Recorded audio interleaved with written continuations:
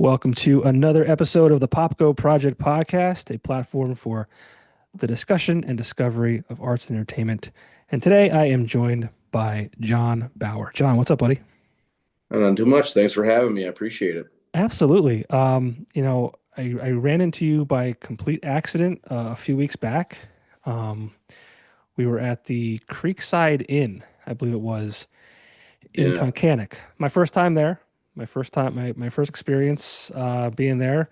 We're doing a promotion with Coors Banquet, and we are doing a giveaway for a dude ranch with them. And I'm not sure if you're familiar with what a dude ranch is. I had to look it up and it Okay. seemed like it's pretty cool. Yeah, I was not Um, familiar with a dude ranch before I came up with the idea for this promotion with LT Brasho and Coors Banquet. I heard a lot of jokes when we were doing these, like, "Oh, a dude ranch. So who wants to go to a ranch with a bunch of dudes?" But if you Google Dude Ranch, Colorado, specifically the C Lazy U Dude Ranch. I never thought of it about a trip to a dude ranch, but after I saw the pictures and what you can do, I'm like, I'm there. yeah, it looked amazing. Yeah, I mean, Absolutely looked amazing. and I'm not a cowboy by any means. I'm not a fisher. I'm not a horse rider. But I'd probably give it a shot if I was, given a free trip from Coors Banquet and Rock 107. Yeah, who wouldn't, right? But it's not all like, outdoor stuff. I mean, there's like they call them cowboy soaks. Like spa days, and the food is looks incredible. So, Well, even just the beauty of Colorado, oh yeah, you my know. wife actually just got back from there for a work trip. She sent me pictures, and I've been a couple times, and it's like it's like movie type shit Yeah. you see. But but yeah, so I was there, and it just so happened that performing that night was you, John Bauer, Yeah. and I had never heard your name before, and I kind of felt like being in the scene and kind of being the guy that talks to a lot of bands in the scene and tries to promote the scene. I'm like, how have I never heard of this guy before? Because like your voice is incredible, very talented. Thank you. You kept the crowd entertained. I know you even did some songs that you're like, normally I wouldn't do this, but you asked, so let's give it a shot. I forget what song it was exactly, but and then I asked you, do you have any original music? And you said, yeah. So then you got that over to me, and I actually played it on the radio, and we'll get into that too. But tell me and my listeners a little bit about who John Bauer is and like how long you've been doing this for and kind of the little backstory on yourself. Yeah, so I mean, you didn't miss much. I've been doing this playing out for about 2 years. Um, but I do come from a pretty musical family. My dad sings in a barbershop quartet. Uh, I have three siblings, an older sister. She was the drum major in high school. She owns a music theater now in Dalton, Pennsylvania. My older brother does musical theater. My younger brother is a musician and music teacher in New Orleans, Louisiana. And I have gotten into guitar and singing and stuff like that the last couple of years. But I always so I started playing and singing when I was maybe 18. I'm 38 now. And I would only do it in my kitchen or like when nobody was around. I never really wanted to play. I never got bit by the performance bug like my siblings had. So I suppressed it for a number of years. And occasionally at a party here or there, if somebody was playing guitar, I would say, hey, I'll play a song. And I would shake like a leaf and play a song. And then I would immediately get rid of the guitar. Uh, and just kind of, that was it. That was my music for really 15, 20 years. It was just playing in the kitchen and playing at little parties here and there, one or two songs. And a good friend of mine, I'm not sure if you've heard, but Eric Ayton, he's also a musician in the area, plays with a band called Megaband. He had heard me at one point at one of these parties and came up and was like, hey, why don't you play out? Like, I didn't even know you played. And I told him it just kind of wasn't for me. It always made me nervous. I would, even now I still get nervous when I play, but um and so I would go out and see him perform, and he would always call me up and force me to sing a song or two, which kind of led to other people hearing me. A guy by the name of Larry Zick, who's the head man for Old Friends Band, which just celebrated 50 years. He had heard me at one point and kind of asked the same questions. Uh, why don't you play out? You sound pretty good. Let's see if we could do something here with you. And I was like, no, that's not my thing. But the kind of the straw that broke the camel's back. I'm from the Nicholson, Pennsylvania area, born and raised in Factoryville. So it's a small, tight-knit little community. And one of our dairy farms burned down. Mm. And there was a big benefit that my buddy Eric ate and put together. And he asked me to play at it. And I thought, it's for the Johnsons. I need to do it. And so I played at that. And one of the people in attendance owns a trucking company and had a big summer bash every year. And he's one of those guys that doesn't take no for an answer. And so he asked me if I would play, and I told him, I said, yeah, I don't really do that. And he said, okay, I'm not asking you to play. I'm telling you, you're going to play at my summer party. And I kind of was like, you know what, why not? And I agreed to do it. And about 2 weeks before the party, my wife asked me if I saw who I was going to be playing with. And I said, no, I thought I was just going to be playing, solo. And she said, well, Heath Sanders. And so I don't know if you know Heath Sanders or not, but he's a Nashville recording artist. Um, Incredibly talented guy, amazing voice. You can find him on YouTube and Spotify and all that. Um, but I came up with every excuse in the book. I was sick. I couldn't do it. My guitar broke. Not to have to play next to this guy.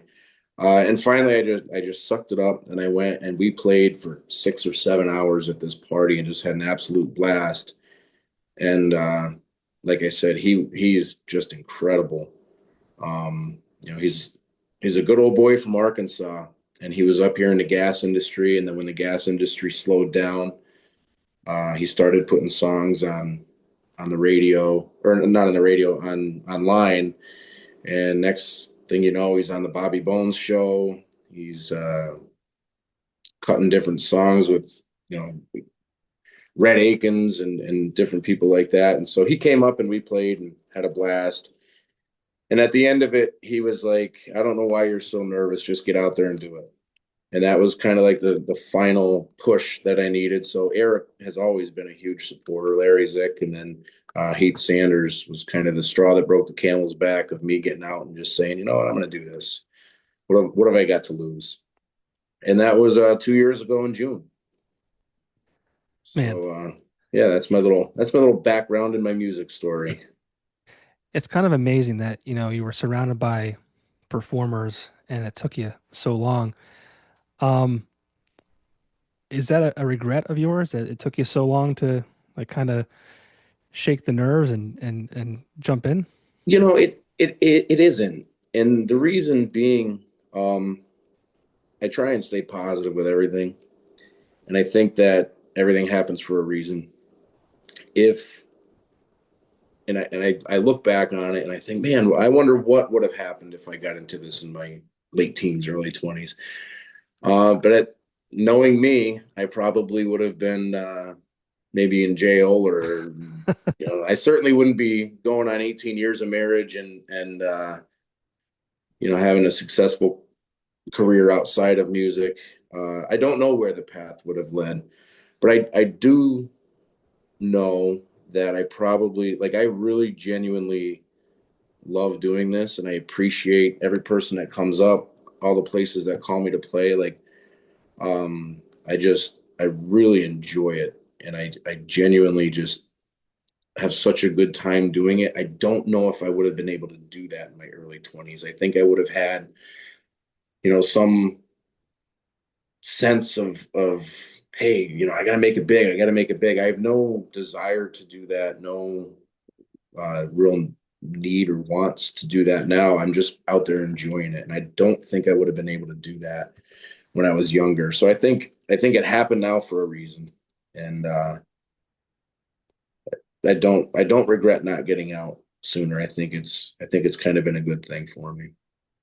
I like that perspective, and also a big believer in everything happens for a reason. You look back on your life. I'm 42, so I have a few years on you, but I think back about my life and where I am today, and you know, it's funny how life works. It's like if you did like one thing differently, how much Yeah, your life could be so different now than what it is actually.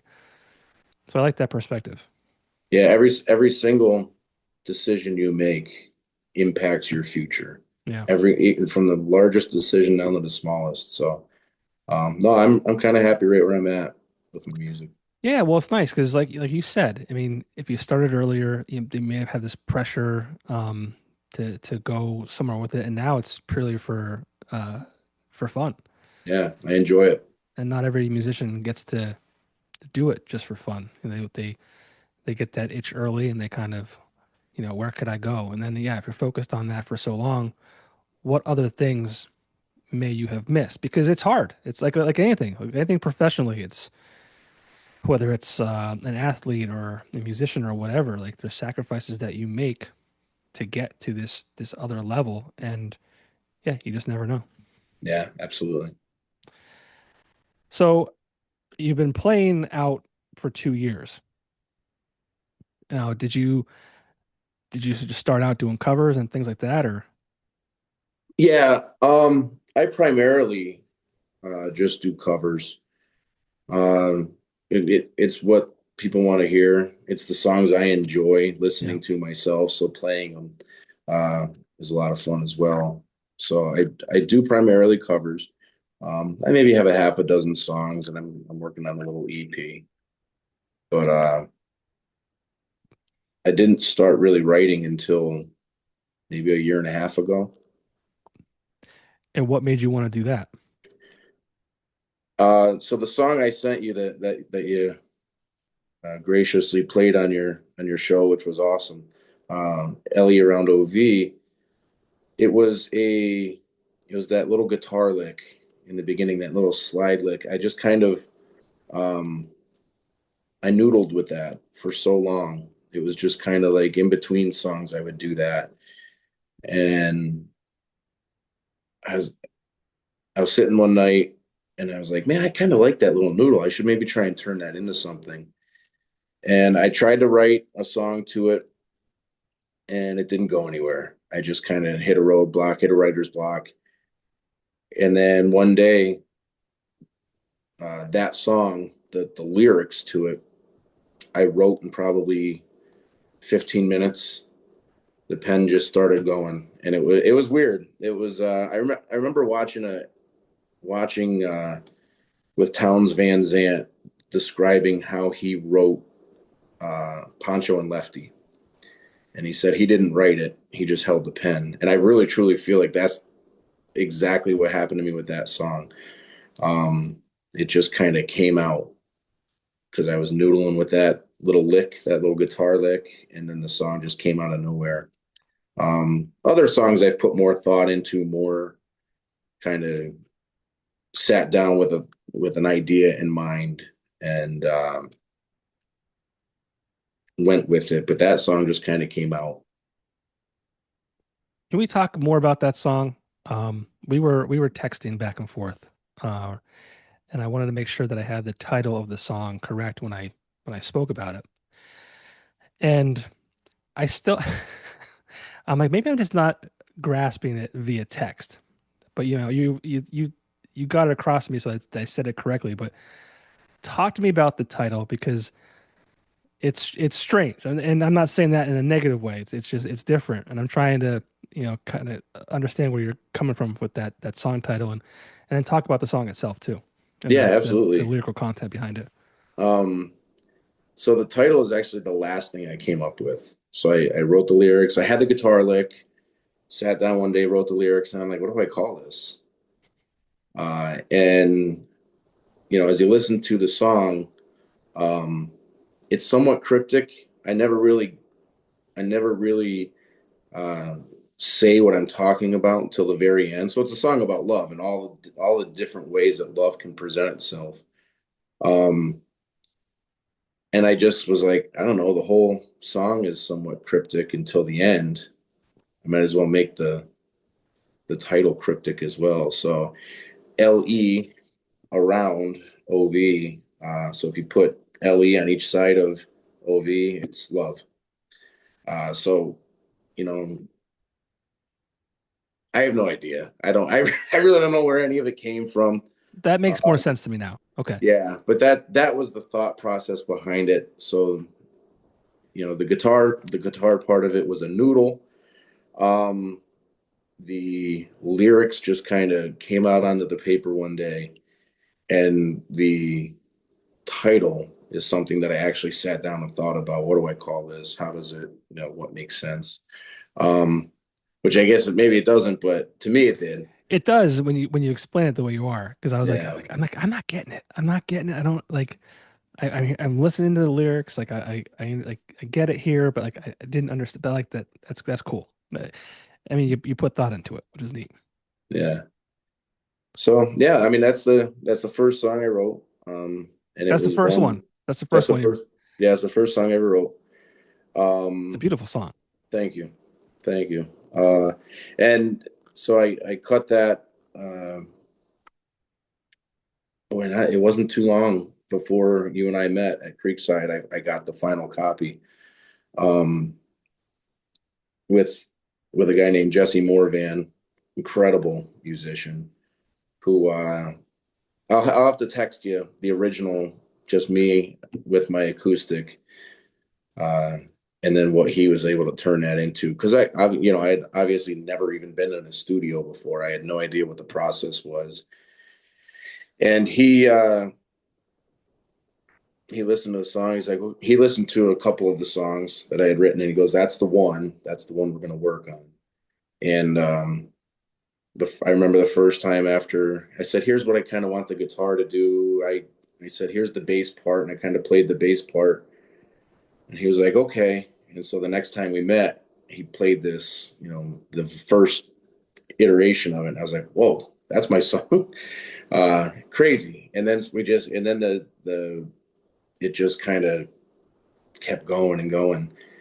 Um, and Jesse's good friends with Eric Ayton, the first kid who kind of who got me started doing this. So him and a couple other buddies actually listened to it and surprised me with the chorus part of it. So when I listened to that, I was like, man, that's awesome. That's so cool. Um, so it was kind of a group of us that made it happen and made it sound the way it sounds today. And it was just a lot of fun. The whole process was a lot of fun. Yeah, I always find that like kind of fascinating. I'm not a musician myself. I couldn't even play a single note on any instrument. But I talked to a lot of musicians, and like that's like the coolest part when heading into a studio or working with producers and kind of, all right, here's what I have. Here's like the foundation of it, and then collaborating with those individuals, and then you see what you started with, and then the final product, and it's like, wow, like Yeah. what a transformation. Yeah. And especially when you're dealing with I mean, Jesse's an incredible musician. So the ideas that he has and just the subtle things that he did blew my mind. And he just sits there and he's moving levers and pushing buttons, and it's well beyond anything I'm capable of. Um, but just he had such great vision for it and was able to take my really poor description of what I was looking for and turn it into exactly what I wanted. So um, it was amazing. It was a really cool process, and I can't wait to do more with them.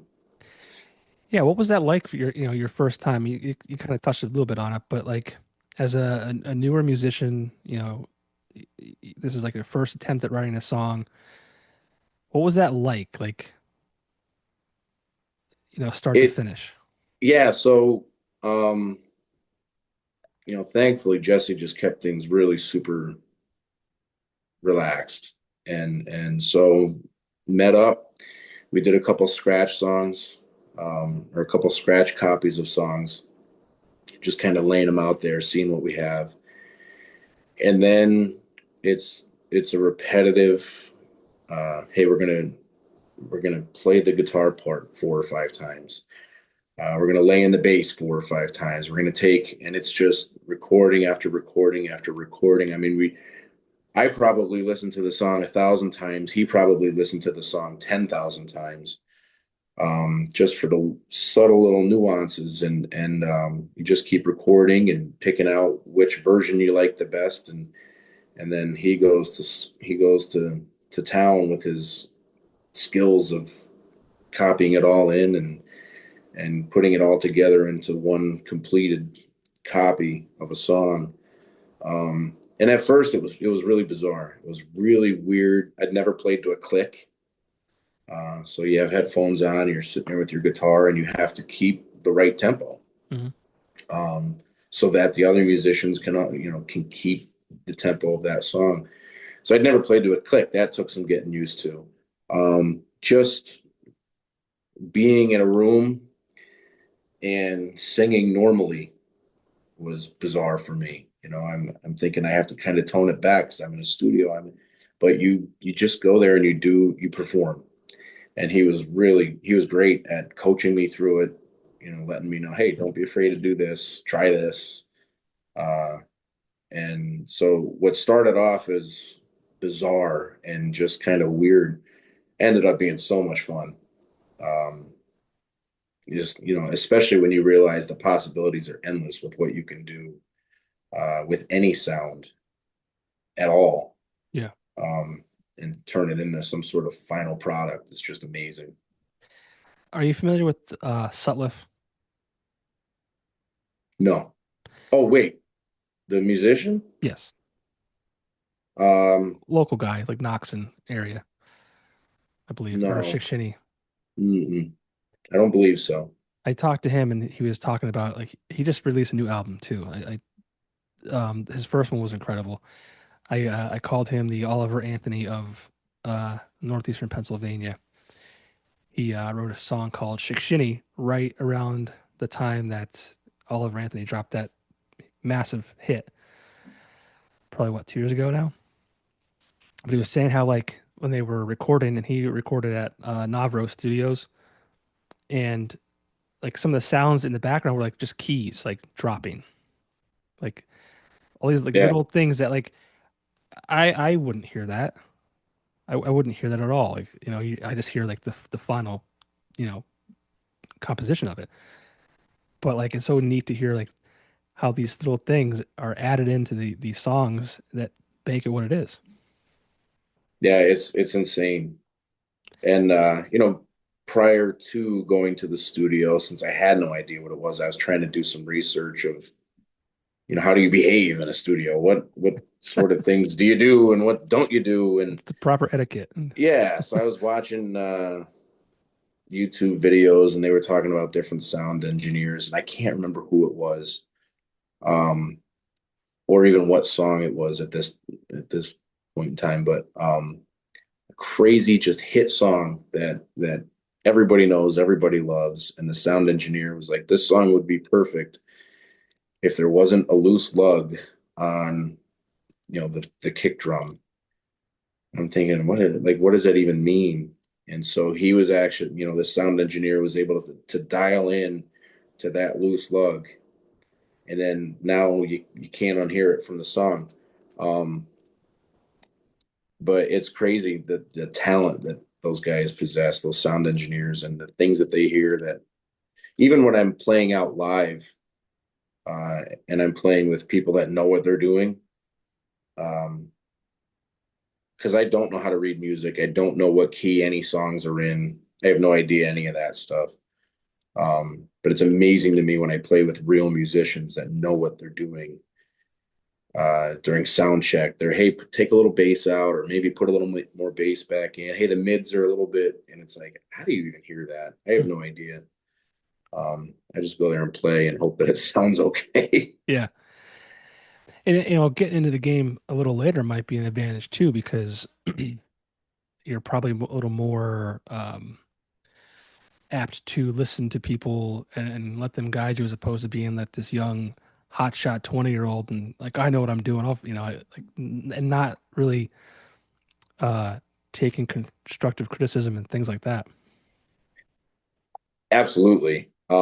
Yeah, I'll be the first to tell you I have no idea what I'm doing. So any sort of pointers, and I had a guy not too long ago come up to me, and it's a guy I know pretty well.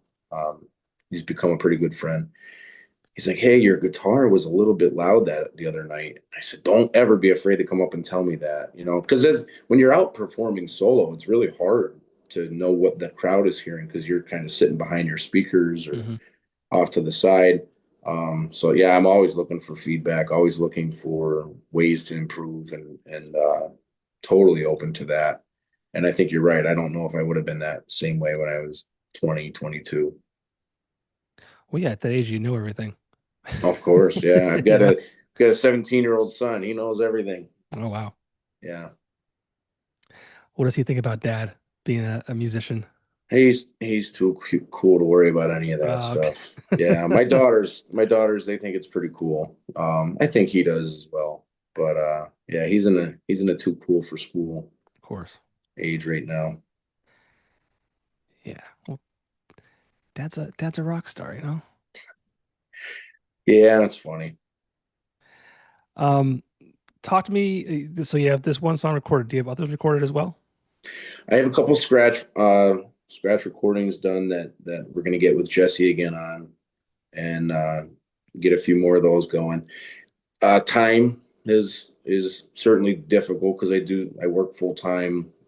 This isn't my full time gig. I just kind of do this on the weekends for fun, and I've tried to aside some more time to get to the studio more frequently, and I'm very involved outside of work. So I work 40, 50 hours a week uh, at a factory, and involved in the community with the fire department, and I sit on my borough council. And then three kids with gymnastics and cheerleading and everything else. So just getting to the studio has proven to be a little bit difficult. But we're trying to get some more songs out there, working toward hopefully an EP to be released. And even Ellie around OV, I'd like to get that on Spotify and go through all the proper copyright channels and all that stuff. And Jesse's going to help me out with that. But we just haven't had time to do it. Every time, I have free time, he doesn't. Every time he has free time, I don't. And it's That's a much more frequent that he has the free time and I don't. Um, but yeah, we're going to get some more cut and we're going to get some more out there. Yeah, I gotta say I was very shocked that you graciously handed over that song the same night that I met you. You didn't know who I was. You probably never heard my show before. And you're like, yeah, here it is. And like I knew it wasn't on the streaming services. So a lot of musicians are very apprehensive to like they hold it close to their chest. Like it's like I don't want to. I need to tweak it, or it's not available for people to listen to. So why would I want to get exposure? And they get weird about things like that. Yeah, I mean, for me, music's meant to be heard. Yeah, Um, I didn't write it for I guess I did write it for myself, but um, I wrote it to be heard. And but if you take it and run with it, and then best of luck to you, or if somebody hears it and says, "Hey, I'm going to cut that," and I know who wrote it. I know uh, the story behind the song and all that. So I try not to get too caught up in the small things like that. Just put the song out there, let it be heard, and whatever's meant to happen will happen. and that might be an age thing too. Just you kind of understand that. You're not overthinking it. I guess you could say. Yeah. Well, that night that I met you too, I saw a poster you had when you were performing. Um, and then we were talking about some of the artists that I saw in that. And it's an event. It's called Picks in the Park, and it's a benefit for the Nicholson Fire Company. It's Sunday, September 28th. Um, Talk a little bit about that event because I mean, real quick, yourself is playing Shane Fabiani, who I met a week after I saw you. He was at the Honky Tonk, another, just random by chance meeting, and he's great too. Fantastic. Yeah, Yeah, he great was guy. playing. I'm not really a huge country fan, and I probably should have like given you the floor to talk about. Like, I mean, you're kind of a country artist. That's safe to say, right? Yeah. Oh, Yeah. absolutely. Yeah.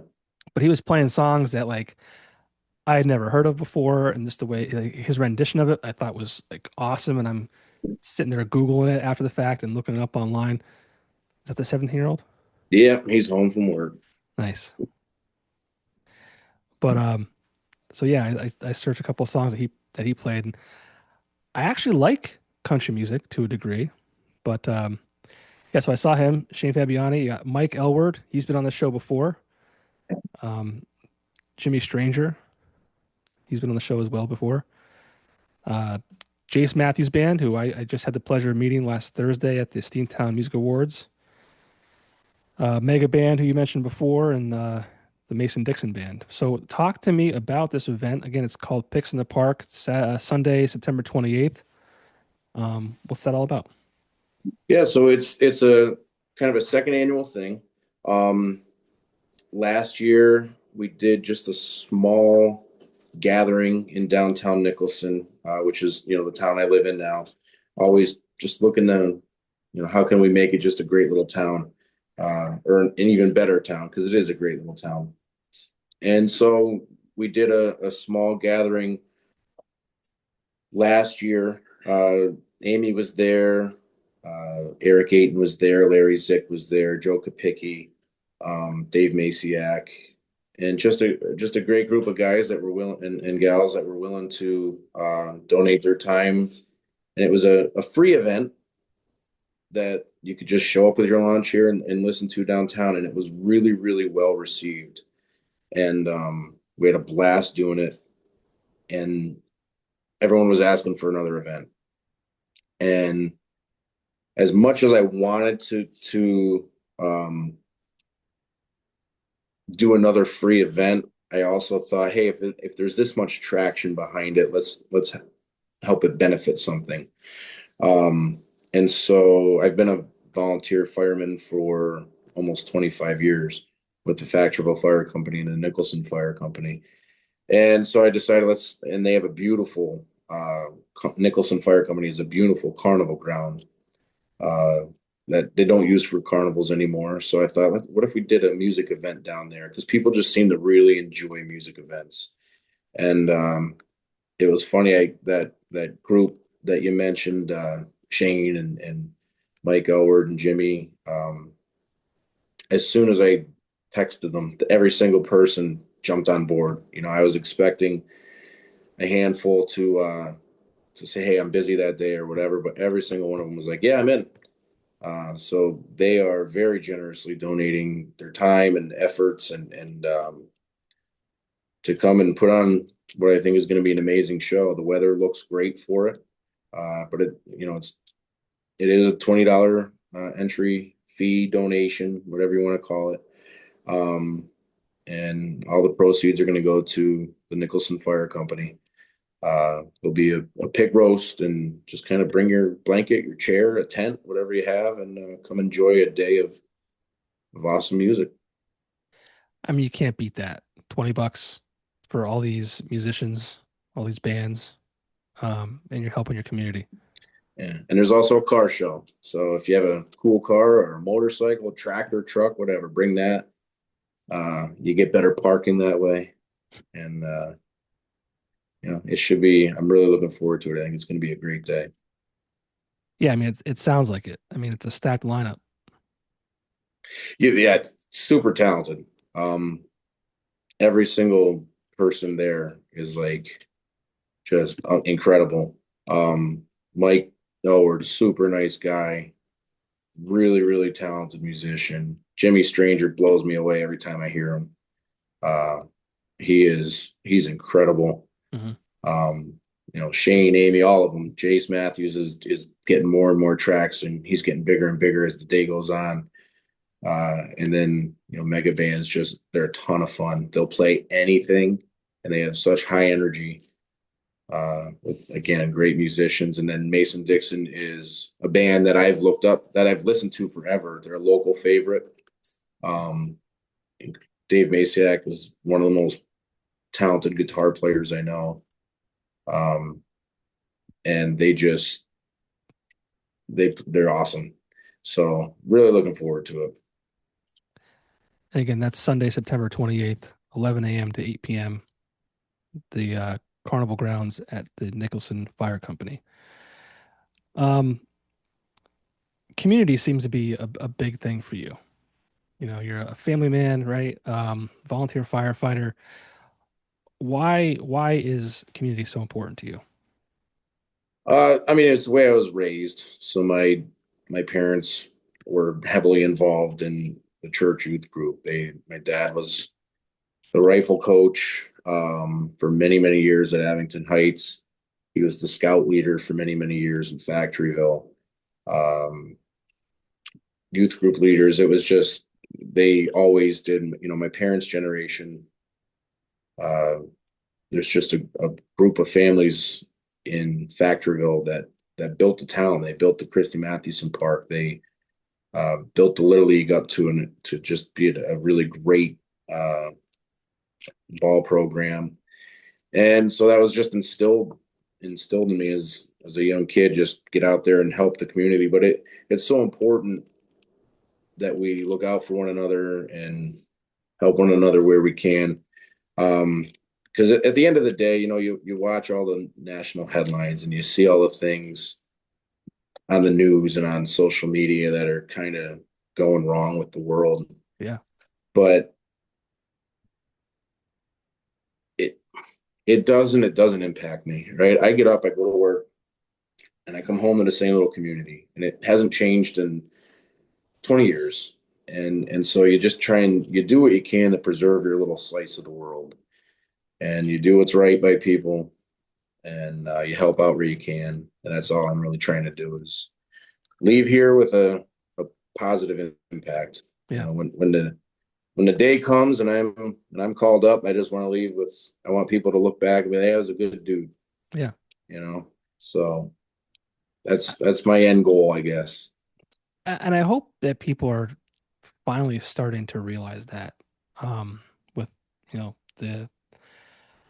the way the world is now. It's just been kind of crazy, and I mean it has been for a while, but things recently have escalated quite a bit. And you hear people a lot saying like just control the things you can control, like take care of the people around you, and I think that's how our country was kind of like formed. It's just like your community, and you lift each other up and you take care of your own. And I feel like we've lost that to a degree. And that's I talk about that a lot. I think it's a lot to do with social media. I don't think we're meant to have access to, millions of people, people we don't know or don't care Yeah, about. Like it's just kind of crazy. So it's cool to hear you, talk about, how important the community is to you, making a lasting impact. And you talk about being a volunteer firefighter. I feel like that is a lost or a dying breed to a degree. absolutely. Um, in fact, I'll have to get with you after this. We're doing another thing with Coors Banquet.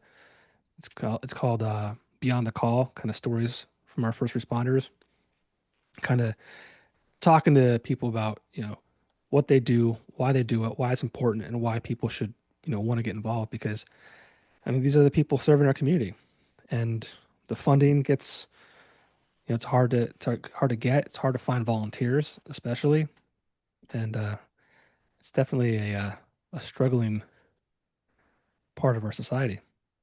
Yeah, it's a scary part actually. When you're in it and you see it, um, the volunteers everywhere, through little leagues and scouts and church and everything. Volunteers are down. Um, but I don't know, if you lose the volunteers for the little league, the team goes away, and the the kids that want to play can go to a different town or whatever. If you lose the volunteers for the fire service, and we are rapidly, and I think for multiple reasons, but you lose that, now people are losing their homes or their lives, and it's scary. The Factorville Fire Company ambulance just shut its doors, so there's no ambulance there anymore. And an ambulance service was provided over 60 years out of that firehouse. But a lack of volunteers and a lack of funding and um, compensation for the services provided have ultimately led to its demise. So, for the first time in 60 plus years, uh, you're waiting a while for an ambulance out where we live here, Factorville, Nicholson, Clinton Township. So it's scary. It is scary. It's not gone. It's not completely defunct in terms of the service as a whole, but it's getting there. But it can be revived, I think. Um, but I think people just have so much in their lives, so Mhm. much consuming their time. As I said before, trying to get to the studio is tough for me, because there's just so much going on, to where maybe we need a break. I don't want to see COVID come back around or No. anything, but the break that we got then was kind of nice. Yeah.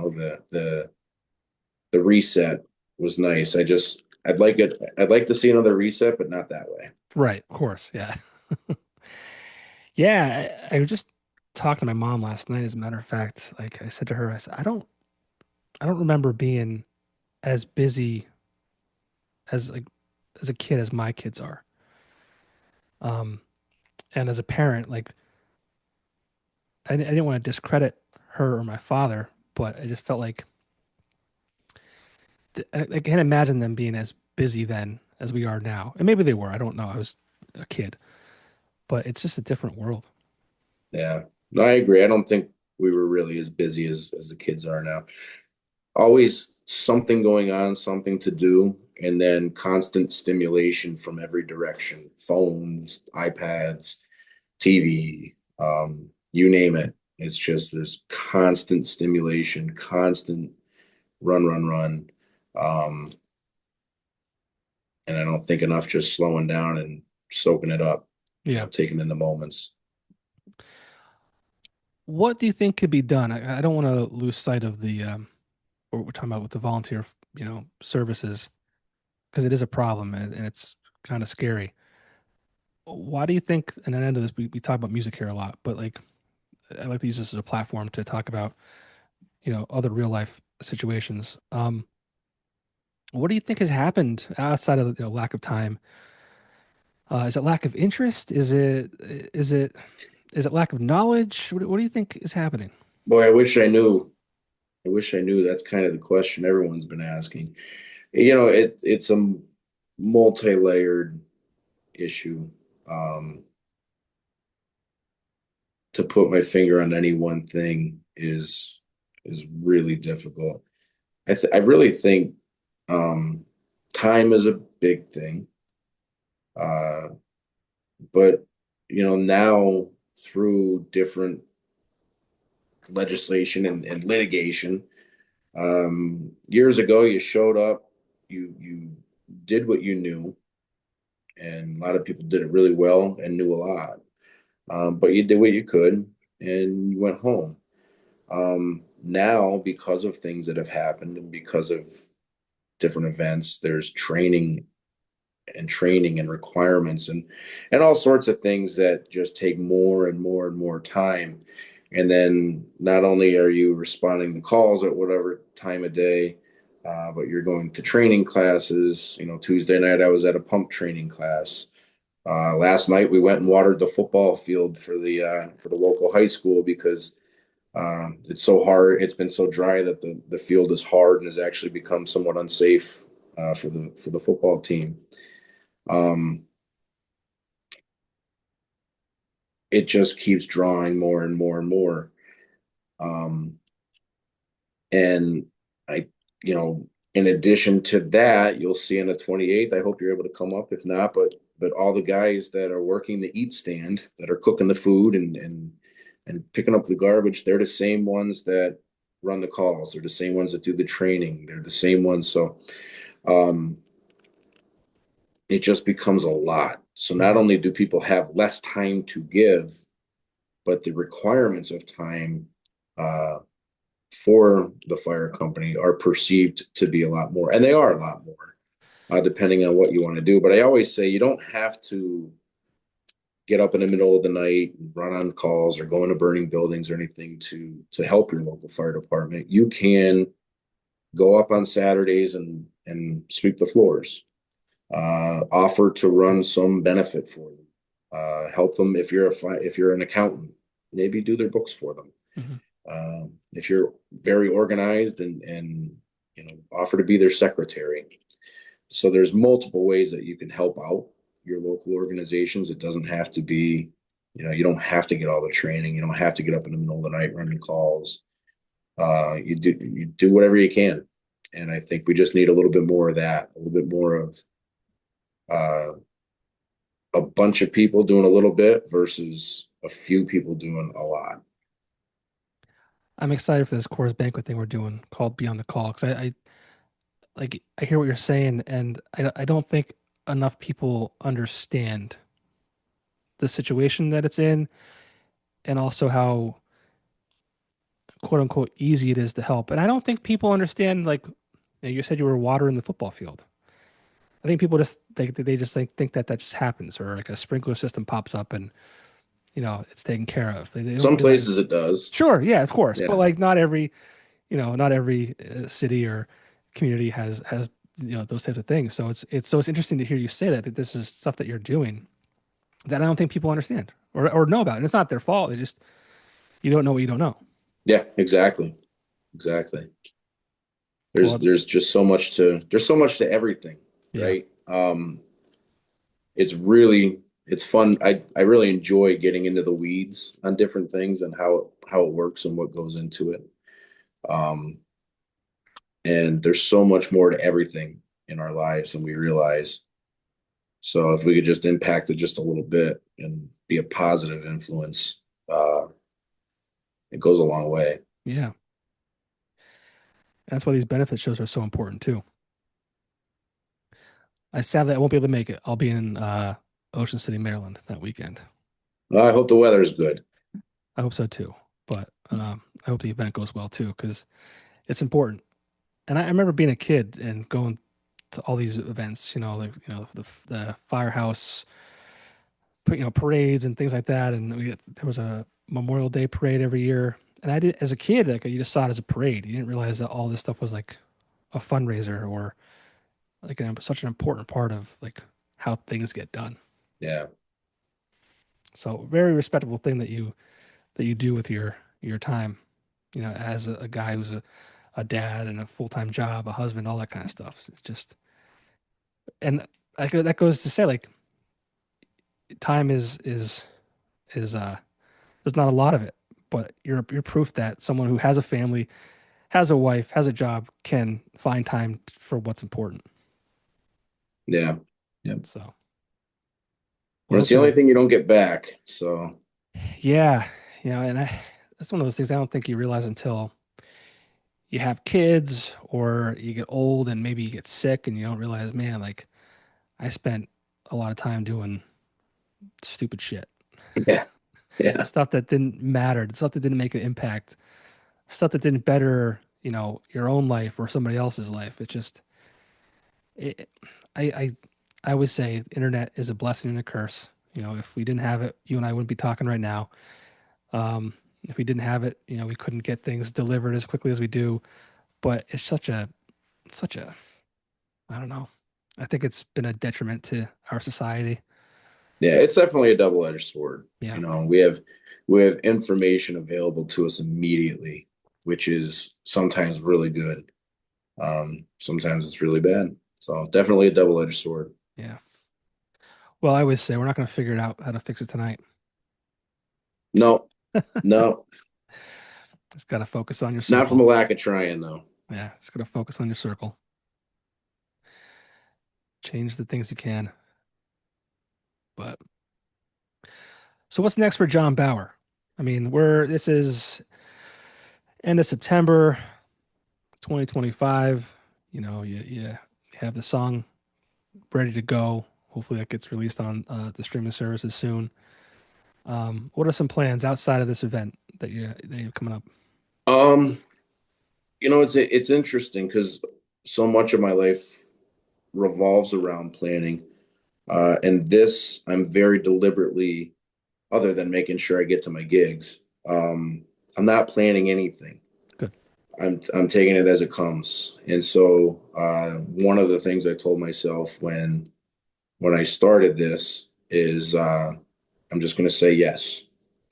So if somebody asks, can you play it? As long as I can.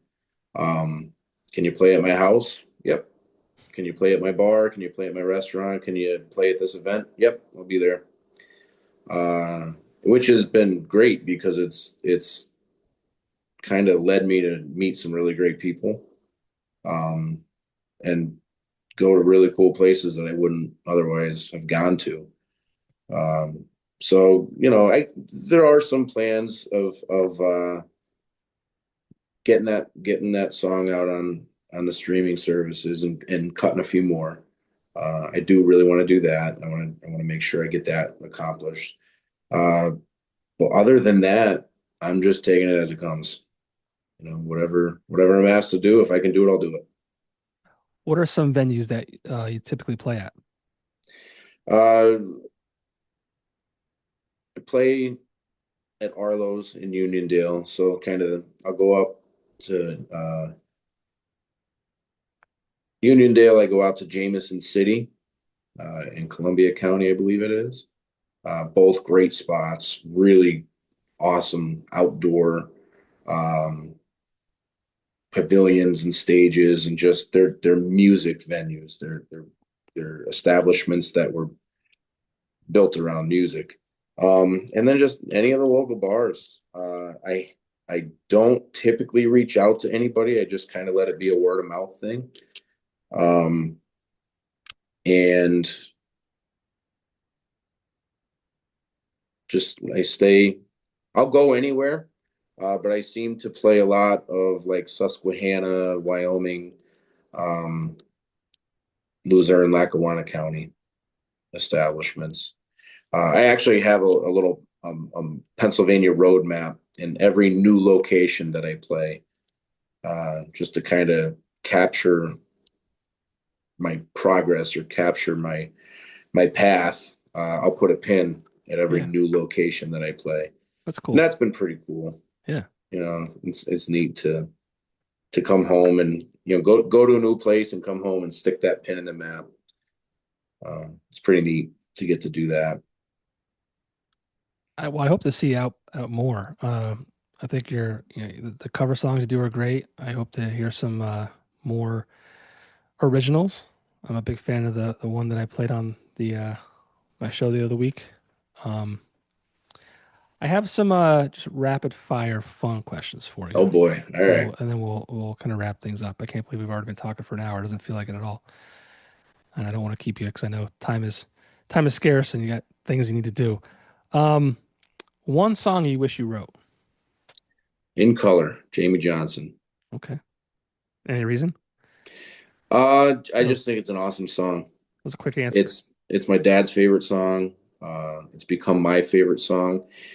I got to play it in Nashville.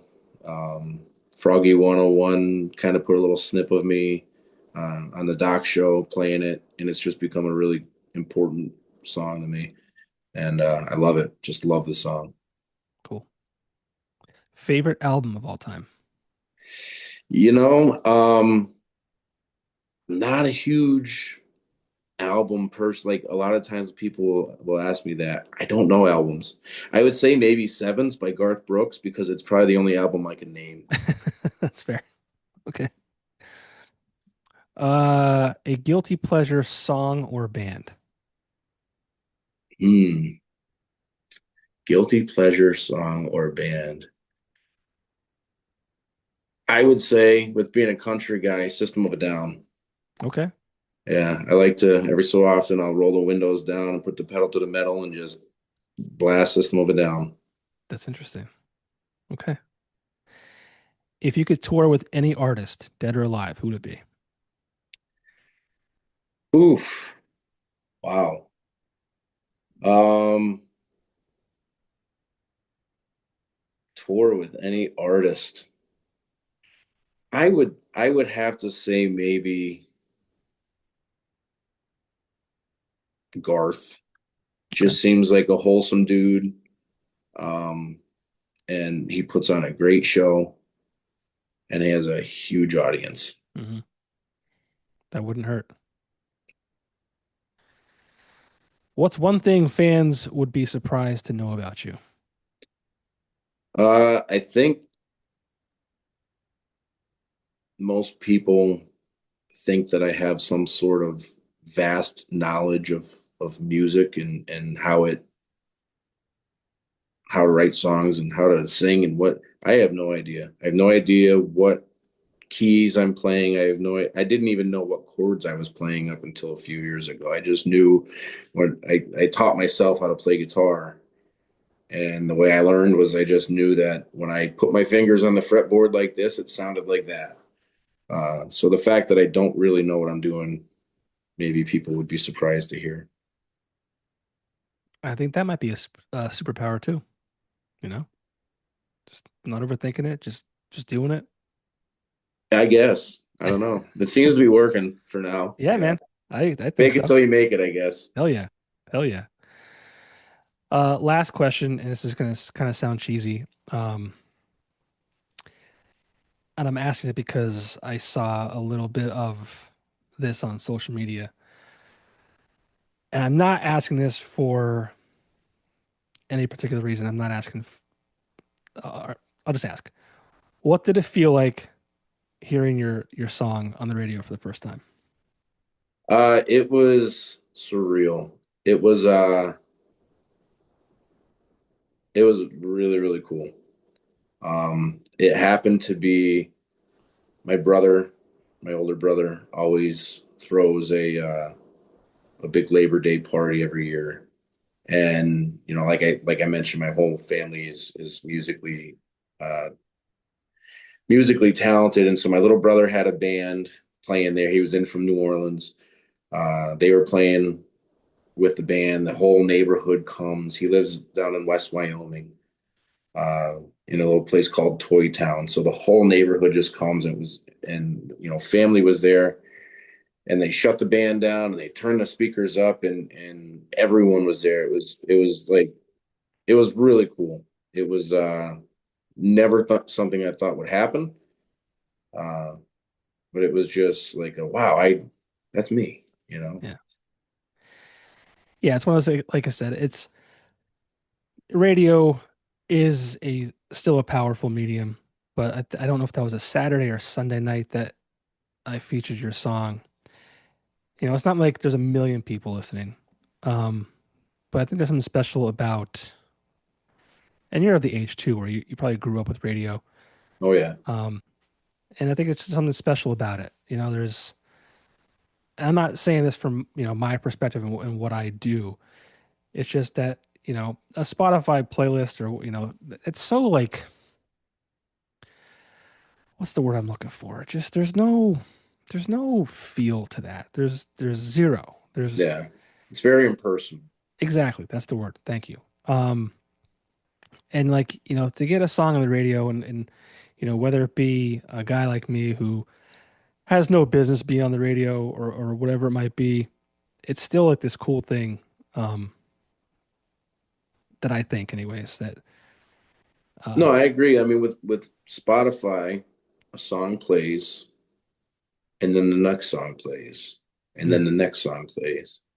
Whereas with radio, there's the local DJ that talks about the song or maybe talks about the artist or talks about an event in the area and then there you're playing and so it's definitely more personal, more down home. I It's don't know how far the radio waves reach, but it's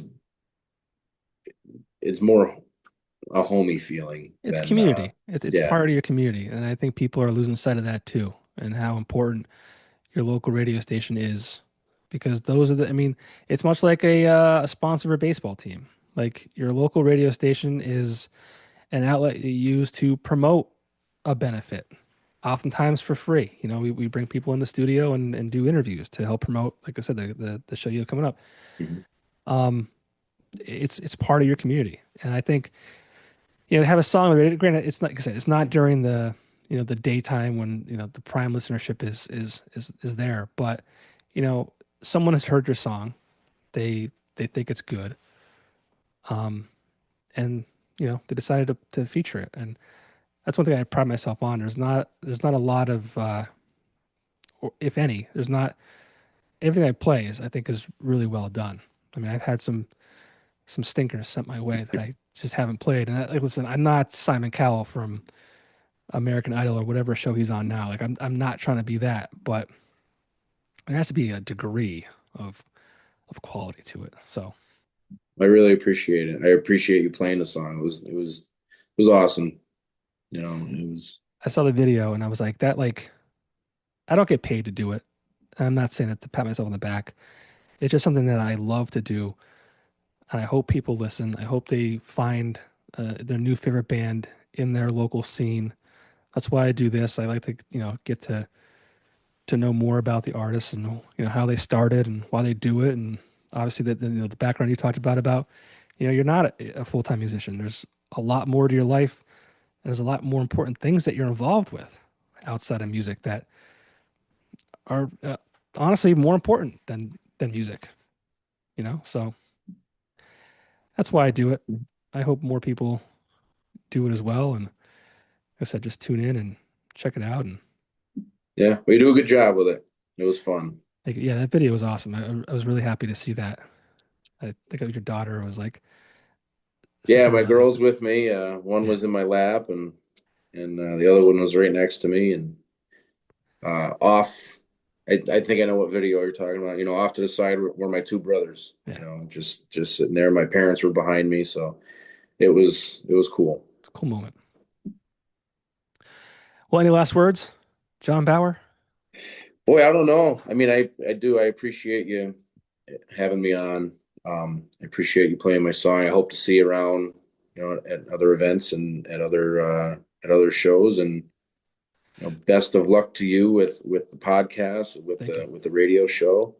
Um, You'll and have you'll have to look get forward to involved. whatever's coming. Yeah, you'll have to get involved next year with the Electric City Music Conference. It's a big event every I think it's the second week of September every year. Um, you can apply to perform at them. I don't think it costs anything. I'm not sure. I could be wrong on that, but um, it's just a big 3-day event. The award ceremony is on Thursdays, and then the Friday and Saturday are different venues throughout Scranton, and it's just a great weekend. Um, it's just a nice community, and it's a cool thing to be a part of. That's where I met Jase and some of those guys there. Yeah, yeah. I saw some stuff online this past weekend about it. It seemed pretty cool. Yeah, it's fun. Enter one of those songs for Song of the Year or New Artist of the Year. Let's go, John Bauer. Hey, yeah, I guess whatever comes, right? Oh yeah, Whatever this turns into, I'm game. yeah. Well, I think you had the right attitude. Just kind of let the cards fall how they may. Yep. So, well, it's been a pleasure. I'm so happy that we had that random meeting at the Creekside Inn in Tunkhannock, a place I would never go to. I didn't even know it existed. Yeah, it's a great spot, It and is. they always have really good music there. Yeah. They have a great group of musicians that circulate through there. So check it out.